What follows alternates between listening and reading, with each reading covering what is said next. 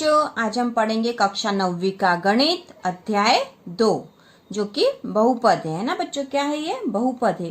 तो बहुपद वाले सवाल करने से पहले हमें कुछ छोटी छोटी सी अवधारणाएं पता होनी चाहिए। तो कुछ हम यहाँ पर देख लेते हैं और बाकी जब हम सवाल करेंगे तो साथ साथ में ही सीखते जाएंगे, वो और आसान होगा, है ना बच्चों। तो देखो बच्चों, यहाँ पर कुछ सूत्र दे रखे हैं, ये आपको पता ही होंगे और नहीं पता हो तो आपको ये याद कर लेने चाहिए, क्योंकि ये केवल अभी 9th में ही नहीं बल्कि 10th और उसके आगे भी हमेशा ये सूत्र, ये फॉर्मूले काम आते हैं, है ना। तो देखो, पहला है x धन y का स्क्वायर या x धन y का वर्ग बराबर x का वर्ग धन 2xy धन y का स्क्वायर, है ना, y का वर्ग। ठीक है, तो x धन y का वर्ग यदि कहीं हो तो हम इसको इस तरह से करके बता सकते हैं। उसी प्रकार दूसरा है x ऋण y का वर्ग बराबर x का वर्ग ऋण 2xy धन y का वर्ग। ठीक है, x का वर्ग ऋण y का वर्ग, ये तीसरा है बच्चों। x का वर्ग ऋण y का वर्ग बराबर x धन y x ऋण y, और इनके बीच में कोई निशान नहीं, मतलब यहाँ पे क्या है? गुणा है ना। पहले x धन y होगा और x ऋण y होगा और इन दोनों का फिर गुणा आएगा यहाँ पे, है ना बच्चों। तो ये जो 3 फॉर्मूले हैं बहुत इंपॉर्टेंट है, आपको हमेशा काम आएंगे, आपको याद करना है ना। ठीक है, अब यहाँ पर आपको कुछ जो नए नाम आने वाले हैं उनके बारे में हम बता दें। चर, है ना, इसमें चर और अचर नाम आएंगे अधिकतर बहुपद वाले अध्याय में। तो चर क्या होता है बच्चों? चर को x, y, z आदि से दर्शाते हैं, है ना। अधिकतर इनको किससे दर्शाते हैं? चर को x, y, z से दर्शाते हैं ना। और अचर को दर्शाते हैं a, b, c आदि से दर्शाते हैं ना। किससे? a, b, c से दर्शाते हैं। ठीक है, तो चर वो होते हैं, है ना, जिनका मान जो है स्थिर नहीं होते हैं, है ना। चर कौन से होते हैं बच्चों? जिनका मान स्थिर नहीं होता है। और अचर जो है इनका मान हमेशा स्थिर होता है, उस निश्चित क्रिया में इनका मान स्थिर होता है। ठीक है, अब यहाँ पर कुछ और चीजें भी हैं जो आप फटाफट देख लो, फिर हम सवाल करते हैं। तो पहला, एक घात वाले बहुपद को रैखिक बहुपद कहा जाता है। ये नाम आएंगे बच्चों, तो आपको पता होना चाहिए कि एक घात वाले बहुपद को रैखिक बहुपद कहा जाता है। घात 2 वाले बहुपद को द्विघात बहुपद कहा जाता है ना। और 3 घात वाले बहुपद को त्रिघाती बहुपद कहा जाता है। जैसे देखो बच्चों, ये है x धन 2, है ना। x धन 2 जब हम लिखेंगे तो यहाँ पे x की घात क्या है ना, x की घात क्या है? यहाँ पर देखो, यहाँ पे 1 है ना। 1 को हम लिखते नहीं है, ये बात तो हमने पिछले वीडियो में भी करी थी कि घात 1 आई है तो उसको लिखने की जरूरत नहीं है। तो यहाँ पे x है बच्चों, x है तो इसकी घात कितनी है? वास्तव में 1 है। तो एक ऐसा बहुपद हुआ रैखिक बहुपद, है ना। एक घात वाले बहुपद को रैखिक बहुपद कहते हैं और इसका उदाहरण ये है।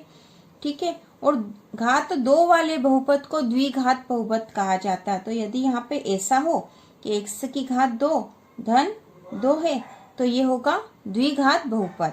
ठीक है, उसी प्रकार यदि 3 घात वाले बहुपद का उदाहरण होगा तो ये x की घात 3 धन 2, तो ये जहाँ पर घात 3 है वो त्रिघाती बहुपद हो जाएगा। ठीक है, तो ये हमें पता होना चाहिए। तो ये हमने कर लिया। अब हम प्रश्नावली 2.1 शुरू करेंगे बच्चों। अब हम करेंगे प्रश्नावली 2.1 और जो अब इसके बाद और नई अवधारणाएं आएगी वो हम सवाल करते हुए समझते जाएंगे। तो इसका जो पहला प्रश्न है, निम्नलिखित व्यंजकों में कौन कौन एक चर में बहुपद है ना बच्चों। एक चर में बहुपद है, ये हमें बताना है, और कौन कौन नहीं है। कारण के साथ अपने उत्तर दीजिए। तो यह प्रश्न है बच्चों, और पहला है 4x का वर्ग ऋण 3x धन 7। तो हमें बताना है कि क्या ये एक चर में बहुपद है।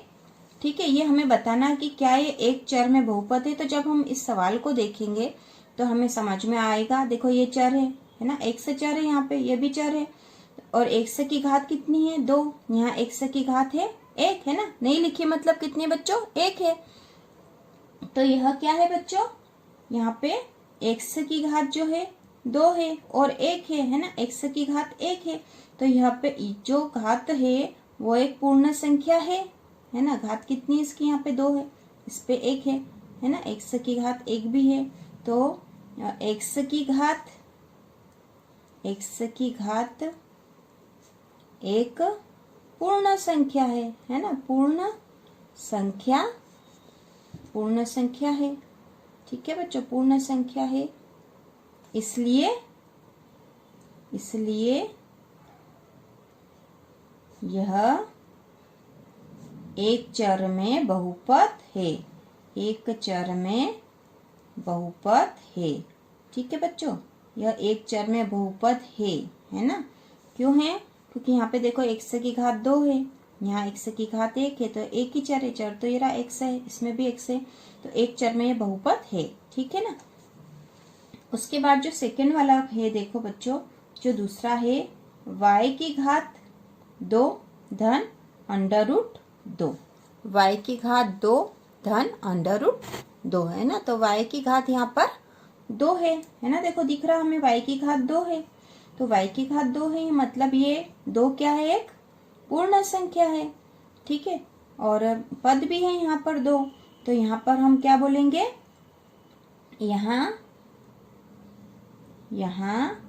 y की घात 2 है जो एक पूर्ण संख्या है ना बच्चों, एक पूर्ण संख्या है, इसलिए यह एक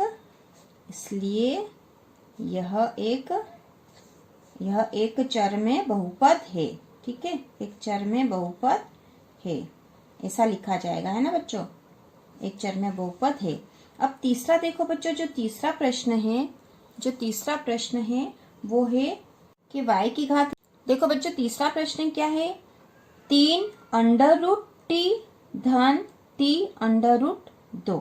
ठीक है, तो इसको थोड़ा सा हल करके देखेंगे हम कि 3 और ये जो अंडर रूट t है, इसका जब अंडर रूट हटेगा तो यहाँ पर हो जाएगा t 1/2 है ना, t का क्या हो जाएगा 1/, इसकी घातांक हो जाएगी बच्चों 1/2 धन t अंडर रूट 2। तो यहाँ पे आपको दिख ही रहा होगा कि एक t की जो है t का घातांक कितना है, t का घातांक 1/2 है, जो एक पूर्ण संख्या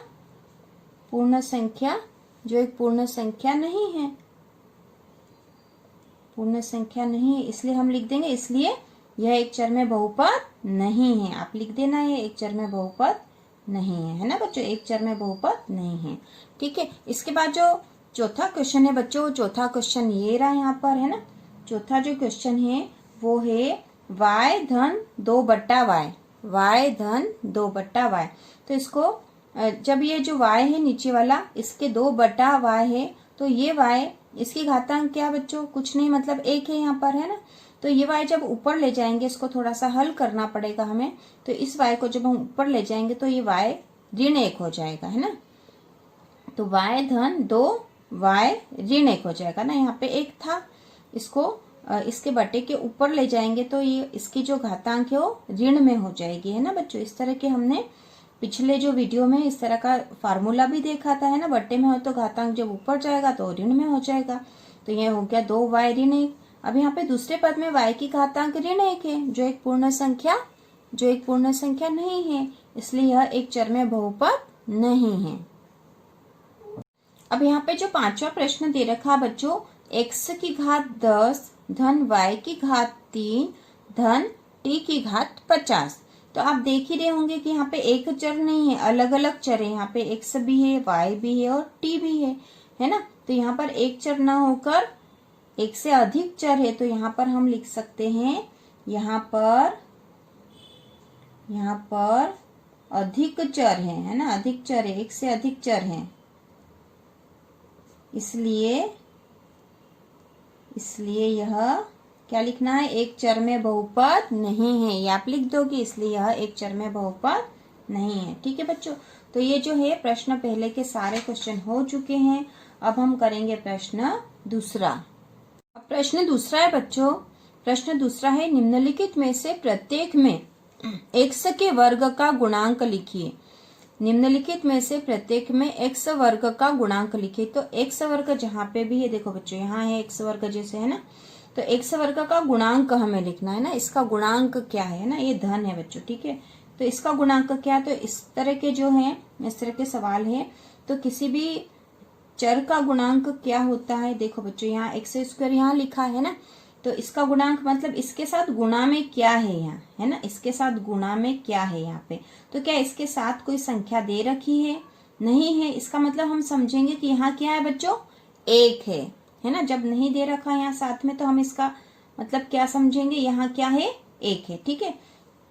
तो यहाँ हम लिखेंगे x के वर्ग का गुणांक, x वर्ग का गुणांक बराबर 1। क्यों लिखा बच्चों, देखो x ये वर्ग है, इसके साथ यहाँ गुणा में क्या है, मतलब 1 है, एक तो होगा इसे यहाँ पे, तो क्योंकि एक x है ना, x का वर्ग है यहाँ पे, तो यहाँ पे x वर्ग का गुणांक कितना है बच्चों, 1 है, ठीक है। अब इसी प्रकार जो दूसरा प्रश्न है, दूसरा है 2 ऋण x का वर्ग धन x की घात 3, ठीक है। तो यहाँ पे x वर्ग का ही गुणांक लिखना, हमें पूछा ही ये गया था कि x वर्ग का गुणांक लिखिए, है ना बच्चों।